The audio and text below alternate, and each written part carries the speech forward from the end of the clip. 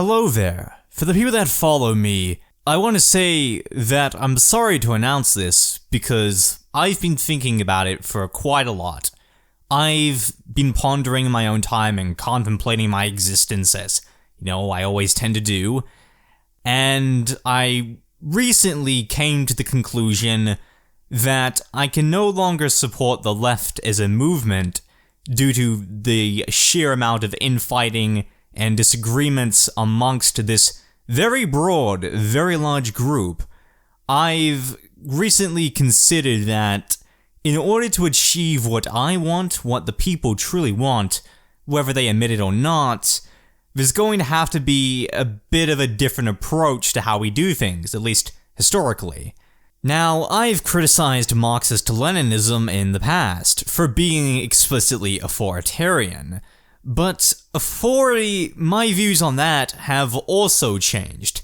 It's not necessarily that you have to do things in an authoritarian way that make them wrong. What makes them wrong is that your methods, your praxis, your organization does not achieve what it's set out to do. Now, even if we were to never get a withered away state, if we were never living under any stateless society, it ultimately wouldn't matter to me now as much as it would in the past. That's not to say that I don't want a stateless society, but I don't like to think of myself as an anarchist anymore for a variety of reasons. One of these reasons is because I prefer the term naturalism because I'm about what happens naturally without hierarchy or coercion, but also because sometimes people don't know what's best for them. Sometimes people are fooled into the false promise of democracy and believe what they're doing, their organization, their way of achieving things, even if they get their society, is right, is moral. Sometimes you gotta force a hand. Now that may be extreme sounding, but it's really not. In truth, people don't know what they want. That's the thing. It's not an informed decision if they don't even understand what they're fighting for. So, for example, if you were to create a capitalist society, society in which people wage labor for bosses and they own the means of production privately, they wouldn't know that's the worst possible thing they could do to themselves, that being capitalists.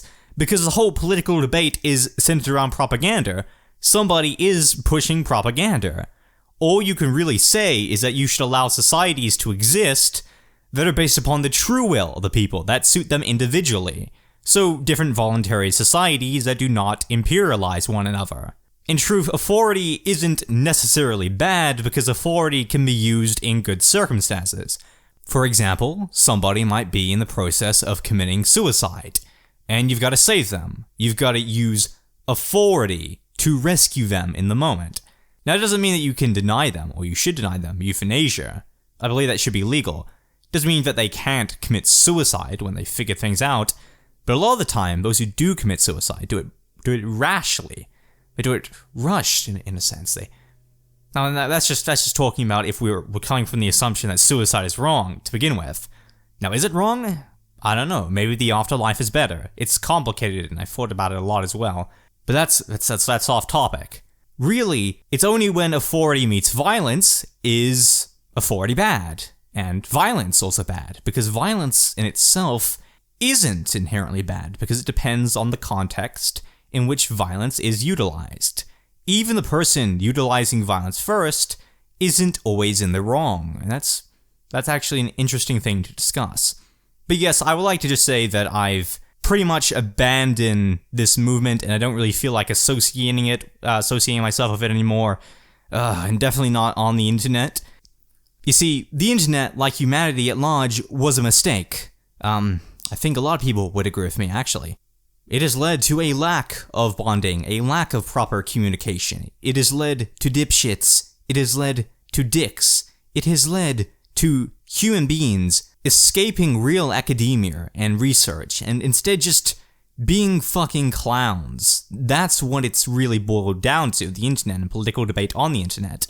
Now, don't get me wrong, social groups, social communities, apolitical fun stuff, I get it. People like the internet because it's easy to access and it can take them anywhere they want and can help them escape the harshness of reality. But you know what? The harshness of reality, especially when looking at statistics, is more prevalent on the internet than off of it. at least from my research anyway. What the left is today is confused, doesn't know where to go, doesn't know what it wants. In truth, all I'm asking for is revolution, which is what I've been advocating from the beginning. But now, when it comes to violent revolution, which we have to utilize violent authority, I become even more supportive of it, strangely enough. And that comes down to reading a lot of Georges Sorel's work. Now, who is Georges Sorel? Georges Sorel, you may be asking. Well, Georges Sorel was a very important French thinker and a philosopher of revolutionary syndicalism. Now, syndicalism was different from parliamentary socialism, and this is an important, very important, distinction to make. Parliamentary socialism at the time in France and Italy and European countries that had socialism as a very popular option is basically what we would now identify as social liberalism. It's not laissez-faire neoliberalism, it's reformist in that sense. It tries to make capitalism more bearable, but at the time it still called itself socialism, or social democracy, which meant something different then than it does now. Back in the day, social democracy meant exactly what democratic socialism means today. Although I do think that social democracy at the time was in reality no different from the social democracy that people discuss now. And why is that? Well, as I'm in agreement with Georges Sorel, parliamentarism was a mistake because it is reformist and it can only be reformist. It's not revolutionary, it's counter-revolutionary. It doesn't actually want proper change, it is the illusion of change. What parliamentarism is appealing to parliaments, it's appealing to governments, states, capitalist states. And if you lived in Europe at the time, past the point of the Industrial Revolution, and you saw all these things happen, you saw the extreme poverty that had engulfed the working class and made everyone miserable, and private ownership over the means of production was protected by the state, and employers would force wage laborers to work 90 hours a week for a few dollars pay. Just extreme poverty. It was painful, right? What these parliamentary socialists did, these social democrats, these liberal types, is that they were very focused on political parties, right? On populism, left-wing populism, and just gaining the support of the widest possible audience imaginable. Just getting as many people on board as you could. And what they did is that in their trade unions, they would constantly bargain collectively with employers for better working conditions, for better pay, for less hours, for safer workplaces, for more regulations on that, and all these things. And of course, this is what allowed the working hours to go down and pay to rise. We'd all be working as we were in the Industrial Revolution today, in Europe anyway, if these people didn't help out. And it's good that they helped out, right? But this applies to the syndicalists as well, and the revolutionary socialists. So it wasn't like we can say all the liberals or the parliamentary socialists did anything particular. No. So just think about this. You have these people appealing to the state, trying to get the state to vote them in, and thus, once they're in parliament, once they're in the state, once they're the president even, once they form a political party that's gotten the majority of votes in a representative democracy, also known as an electoral dictatorship, because it is just electoral dictatorship since you just vote for your dictators, they're going to usher in socialism. They're going to abolish capitalism, and the workers will own the means of production. They'll control things democratically. You want to know how many candidates who claim to be socialists have been elected? So many. Over and over again. Throughout history. At the time, today, it's just not a single one has actually given us industrial socialism. Not a single one. No matter how promising and populist they are. These leftists don't actually care about the people. They never abolish private ownership over the means of production. The instruments of material creation remain in the hands of capitalists, and only capitalists. These social democrat / democratic socialist types, these parliamentary socialists are just frauds. Now maybe the people advocating for parliamentary socialism at the time, these liberals weren't frauds, and they actually cared about the working class, and they wanted to end the tyranny and authority of capitalists, but their methods of doing so, just like the Marxist-Leninists, they didn't represent socialism very well. But there was a radical faction within their circles that did represent socialism very well. The anarchist syndicalists. You see, syndicalism, unlike normative trade unionism, it's a different kind, it's a more radical kind, doesn't want better working conditions for the workers. I mean, it does, but it doesn't just want that, it wants the workers to seize the means of production from their employers. So what a syndicalist trade union would be is one that accompanies the workers in fending off any security that accompanies the capitalists. And of course, this would lead to violence. Violence. Yes, violence plus authority, but in context, in important context. It would mean fending off against the capitalists, so the workplaces, the means of production, are secure for the workers, and they can control it in common. Here's the thing. Georges Sorel was an advocate of this revolutionary syndicalism. He was fed up with parliamentarism, with liberalism, and just with the pure nonsense that came from liberalism in its attempt to reform capitalism. This kind of radical liberalism, we're not talking about the most right-wing liberalism, we're talking about a kind that tries to appeal to the working class. Yes, it's not actually, trying to get them freedom or anything, but it's trying to get them less authority over their heads. Or at least they say anyway. He was very much against reformism, Georges Sorel, and so were other anti-capitalists. Anarchist communist Carlo Cafiero, American syndicalist Daniel de Leon. Yes, there's a long line of syndicalism and opposing parliamentarism, for parliamentarism wasn't ever going to do anything. It was revolutionary violence from the start that could only do something, for if it didn't, we'd still be in capitalism. We'd still be dying in mass quantities. The amount of people that die from healthcare privatization, water privatization, food privatization, that are homeless, that are extremely poor and unemployed, that commit suicide because of their extreme poverty pushed upon them by markets and capitalism, and, it's terrible. The violence committed against the workers by the bourgeois class. Now that there is real violence, but it's only violence when those who are against this, like Georges Sorel, for example, retaliate against this with their own violence, which is just self-defense. I mean, obviously an authoritarian state, a totalitarian capitalist state, a bunch of these states, are beating people. They're mass incarcerating them. They're tearing up their unions. They're doing terrible things. But we gotta blame everything on Georges Sorel and the revolutionary syndicalists, because apparently they're the only ones who are really violent in the minds of the statist capitalists. You have to understand, Georges Sorel, for his time, was extremely controversial. His writings especially. What he advocated was amongst primarily parliamentary socialists, and his group, he was the one to form the syndicalists. Before him, the syndicalists didn't exist.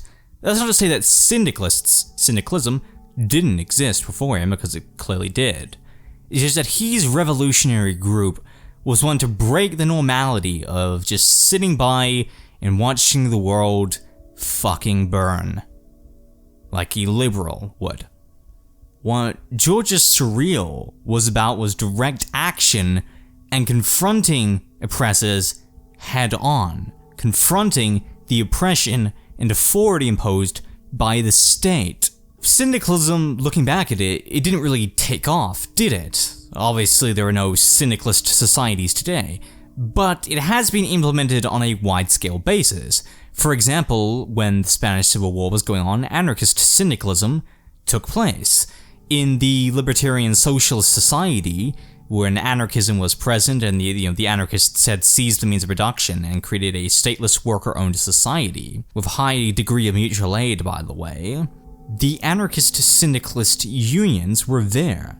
They were always there, and they helped organize production, democratically that is. And so that was destroyed by fascists, the National Catholics, and that's not good. But nonetheless, it did work because they chased away the employers who owned the means of production privately, and forced workers to abide by their terms and conditions if they had to use such productive tools.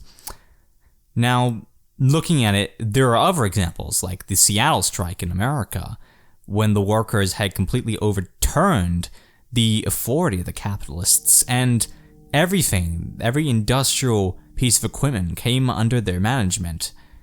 It was the state, though, that arrived to tear apart a good functioning society that had real wealth, not fake wealth where it's all concentrated in the hands of a few capitalists. Sorelianism is Sorel's philosophy. It is the philosophy of direct action, and it emphasized violence. While most people who realized revolution was the way to go, including Karl Marx himself, who praised the Paris Commune for being a successful revolution in France until it was, taken down by the capitalist state. They don't like violence, these people, the revolutionaries. They just think violence is sometimes necessary in getting their way because there's no other way to go about things. But Georges Sorel was very different, in that he romanticized violence, the philosophy of violence underpinning everything, all actions. You see, human beings have this inherent aggression, this rage that boils and builds up inside them over a long period of time. And it can even start from birth, really. It's because you've been oppressed all your life. You've had a state govern you. You've been caged. And I mean, look, if you live in a prison 10 years, 20 years, 30 years, you're going to feel so violent when you get out. You're going to feel your violent genes in your brain just go everywhere, swarm your thoughts. And so what violence is the release of these genetic chemicals inside of us. When we feel the materialism that makes up the atoms, the physical atoms that makes up our hand just grabbing somebody and snapping their neck, we can feel the bones in their neck and their throat break, shatter. We can feel every second of it. We can slow it down. We can look at it. And we can feel the impact.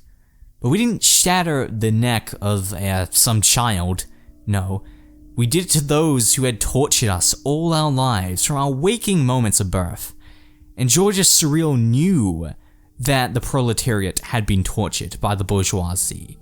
And he knew that parliamentarism wasn't going to get us anywhere. Liberalism is just a lie told to the workers that things would change, but of course, they never did. Change begins with direct action, it begins with violence, but it also begins, as Georges Sorel says, with an acceptance of violence as a way of life and something inherent in the human spirit. It keeps you on your feet, it keeps you alive, it keeps you awake, and it keeps you moving towards something bigger. You can get into street fights, street brawls, and just fist fight people. You can feel the impact. You're gonna get hurt. But what is physical pain? Why are we so stigmatizing of violence? Why is that so controversial? The mental pain we feel due to poverty, due to depression, due to suicide, due to all this stuff. That is the real violence the state does. Puts us in these positions. The capitalism of our industrial era, it's just tearing us, it's severing us from our humanity. That is violence. What makes up a microscopic, even in worst cases, percentage of violence is physical violence. Just like direct walking up to somebody and just punching them in the fucking head. Georges Sorel was for self-defense, and it was self-defense against the capitalists. It just didn't look like they were initiating violence, but they were, in a broader understanding of what violence is. And what the syndicalists would do would accompany the workers to seize production. And they had to give the workers rights. They had to let them control their own workplace and the industrial equipment necessary to produce things, to create wealth, and to live off of that wealth. Because you can't live when somebody either owns you as private property or just abuses your right as an individual because you're governed under a state. It is the state perpetrating violence, and in a stateless society, there wouldn't be any of that. Now, because Georges Sorel had a very explicit graphic love, admiration of violence, he knew that it was the time for it. He knew that it was the way, throughout history, people resolved conflicts. What's going to happen if we didn't use violence? What about people like Mahatma Gandhi, who were pacifists, and we worship people like that? I mean, is that how you oppose British occupation of India? It could have influenced somebody negatively. I mean, positively in their mind, but negatively overall, because it could have stopped them. It could have stopped them from revolting when they needed to. I mean, you could have had freedom and equality 500 years before, but instead you decide to wait for the state to lay down and not oppress you, which I don't even think is ever going to happen. But even if it does, it's going to happen 500 years later. You could have ended it all. And as the proletariat globally, we could all unite in solidarity and break our fucking chains when we break some fucking spines. Because it is not like the violence we inflict or could ever inflict is nothing compared to what they inflict upon us every day, and have been ever since industrial capitalism occurred. And Georges Sorel, with him and the Syndicalists, his idea of violence is something he knew to give somebody life, to give their life a purpose. What life without purpose is pure hedonism. It is the conception that things that you're comfortable, that you have security, and you're willing to tolerate all this abuse you face, all this barbarism. You just sit back and you say, oh, well, hey, let's just smoke weed all day and have unprotected sex, haha, that's fun. Jesus fucking Christ, there is no higher meaning to your life. There is no spiritual, material value you want to dedicate yourself to. Leave behind any mark of importance and try to stand out. No, you're a fucking sponge, okay? And you're going to soak in vinegar all day and never accomplish anything and tolerate what we have now. I know when people start a revolution, there's the expectation a lot of people are going to die. Because they are, yeah. But you know what? More people, in the end, are going to live because less people are going to die overall. Far, catastrophically less. What gives life meaning is being on your feet, being chased, and having that adrenaline pushed through your veins. Not sitting around hedonistically. It really, because you perceive things to be okay. It's just pure idealism, right? But the modern left, even the left in Sorel's time, had become. Every ideology except for liberalism has direct action. It was the fascism of Italy. It was the communism of the Soviet Union. It was all these things, right? Anarchism, socialism, syndicalism. Even the right-wing nationalists of their day and the fascists, they had action. They wanted real change. The only people, only ideological demographic that are okay with what's happening right now are, indeed, people who refer to themselves as liberals or social democrats or whatever. It is pure suffering, witnessing this, and knowing we're all fucked because we decided to allow ourselves to die, and allow the future generations to die, and to suffer miserably under capitalism because we couldn't do anything. You see, historically, the Roman Empire, had a culture and a philosophy of violence that was normalized, and that was actually an integral part of their identity as Romans. You know the Colosseum, you know the gladiators. You would be put in this arena because you were trying to make money, because you were a slave, because you wanted to gain some kind of freedom. Maybe you wanted to make your way up onto the hierarchy. You're trying to, it's a hierarchical system, society, ancient Rome. But you were put there. You were given maybe like a large knife, and you had all these other people. You had fucking lions in there, and you would stab them, and you would remove their eyes and their fucking lungs and all that, and you'd kill them. You would feel their gore and their blood splatter everywhere, and you would remove their heads. And you could have your own head removed. You could die. You could be killed. And every moment you know there's the possibility of you being killed. That's what gives life meaning, though. Challenge. Yeah, it's pain, but it's a game. It's what you're supposed to expect. It's what you want. Now, I don't think you should be forced to duel things out like gladiators, ha ha ha. No, but that culture of violence, no wonder people took snacks to the arena. No wonder people paid to see this. It was incredible. And of course it was, because you made something of yourself. When you were a Roman gladiator, you put yourself there, knowing you could die, but you accomplished something. You felt the adrenaline. You felt the real material world surrounding you. And you rejected the nonsense of people who said you should just fit in. No, and that was nonsense to believe in. You want to be something bigger than your peers. And you don't live life because you can simply live it. You live it for a meaning, for a purpose, and you want a glorious future. And Georges Sorel knew this, that was what should keep men and women on their feet. The constant threat of being killed, but having the ability yourself to kill. Because it is an act of self-defense. Because it is the oppressors, it is the people in the arena who are trying to kill you. You are justified in your defense. And you take out that dagger, you take out that sword, and you can feel the powers building in your fucking veins.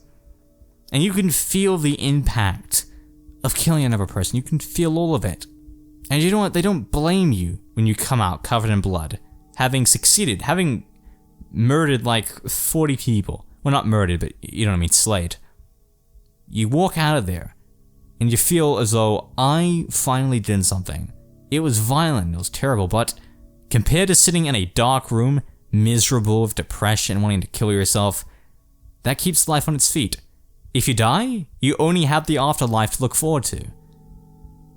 So, in truth, what life is, it's always going to be on your toes if it's good. And the kind of organization, the kind of methods of achieving a better society, preferably socialism, but it can refer to any system, any new system. It has to be, you have to not be comfortable with what exists now. You have to want revolutionary change. That could be in a futurist sense, wanting a progressive society, or wanting to regress, wanting a reactionary society. But it is change from the status quo. And that is where I adhere to Sorelian philosophy. Because he and the syndicalists who advocated this direct action were correct. But you know, this life, this right now, we have the illusion of progress held in front of us, like we've really progressed. But what have we gone from? Absolute monarchy to electoral dictatorship?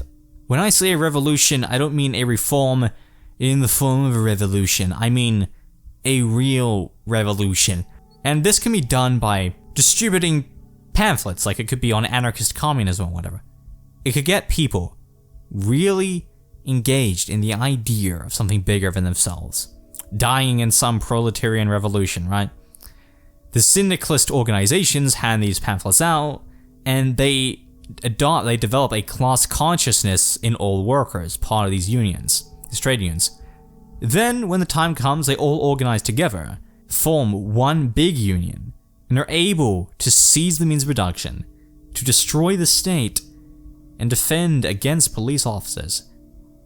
They're able to do something because they feel, even though they could die, they're creating less death in the long run. And that's why I very much like Georges Sorel, so you should definitely check out his books, to say the least. But the mainstream left is degenerating, essentially. Gradually getting worse. Because, as we can see, we have more industrial productivity now than ever before. But in contrast to everything, we're poorer. We have more opportunities. We have the internet, for fuck's sake. You think that spark up some revolutionary activities. But we're still here. We're still here. There is enough class consciousness. We've seen this in India. It was 150 million people that went on strike at once. And they could have destroyed the state if they weren't as reformist as they were. They were more revolutionary. they could have achieved real progress